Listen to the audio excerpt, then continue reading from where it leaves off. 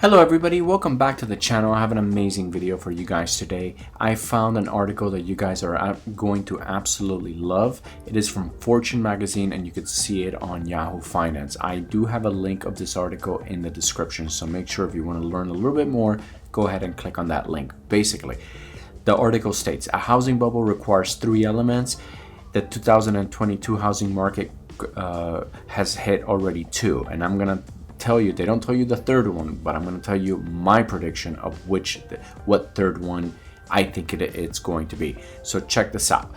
If you look right here, if we just scroll down to the to this paragraph right here, the second paragraph, the textbook definition of a housing bubble requires three things. First, you'll see exuberant demand boosted by speculation rush into the housing market. Second, spiked home prices would travel well above that what income can support and reach overvaluation levels. And third, a housing bubble pop and housing prices fall. So basically, that's what you need, right? The number one is, a lot of demand, right? And basically, a lot of demand and shoots the prices up. Then the second is basically the levels of prices go well above the community can afford, right? That's very important. I'm going to show you because this article is pretty good about this. They go into detail on this. But yeah, so basically prices are just way too high for what the average American can afford. And third is when it pops. And I'm going to give you what I think the pop will be. Okay, check this out. This is what I wanted to get to. Here, this paragraph. As the COVID recession took hold in spring of 2020, the Federal Reserve pulled every lever at its disposal that pushed mortgage rates to historic lows.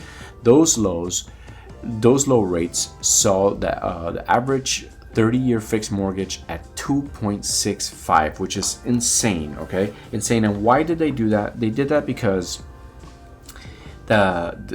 basically COVID-19 caused the United States to shut down, and in order to basically stay afloat, the feds had to lower the rate of the interest that they lend to the banks, which eventually they lend back to us. So basically the banks were getting the money for zero, and then the banks would lend it out to us for 2.65, right, on a 30-year mortgage. So it's amazing. So what ended up happening is, who ended up jumping in was investors, right? Investors actually fueled a lot of the housing bubble, right?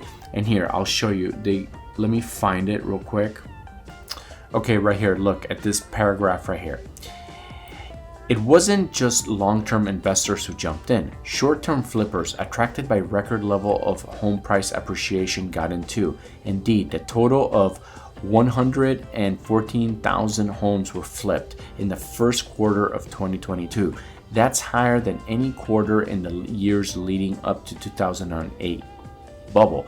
What that means is that all these people that bought, 114,000 people that bought it, I mean, they bought at the high. These guys are probably already underwater. So anybody who, got in because they thought, like they had to get in, whatever they were getting FOMO in, who bought in 2021 are probably really going to get burned. So basically, when these guys are this article basically outlines the first two, which is, with record low interest rates, there was a huge demand, and the FOMO part where it just made, the second part of it where people just were overpaying for these houses, right? Sorry about that. So what's going to happen? What is the third component, right? And I believe that the third component is going to be basically inflation, right? What inflation is going to do is that it's going to take money out of the economy. And by doing so, that's how you basically bring down inflation. And by taking money out of the economy, we're probably gonna eventually possibly see some layoffs. And if we have layoffs, that's going to trigger a recession. And by doing so, the unfortunate part is that if we have a recession and there's layoffs, people are not going to be able to make their mortgage, and as a result, people are going to possibly, foreclose. And if we start seeing foreclosures, and we start seeing maybe people are like rushing to sell their home, then we might see a bigger correction. Now, if you own a home already, the best thing to do is just, don't go out and spend. Save as much as you can, and make sure that you really put money away if we have a big recession coming, right? That's job number one. If you're looking to buy a house, right now is the time to try to lower your bills as much as possible, and because you really want to save for that down payment, because you're probably going to have a great buying opportunity. Right now is the time to work hard and save. Just pretend you're like a little squirrel and you are going out and getting your nuts so you can have a good winter.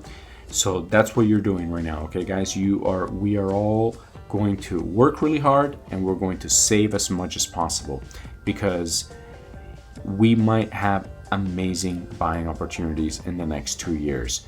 But remember, I'm not a financial advisor. I make these videos for fun, and yes. Thank you so much for watching. If you do like these videos, don't forget to smash that subscribe button and go ahead and like and leave a comment. Again, thank you guys so much for watching. I love you guys, and I'll see you on the next video.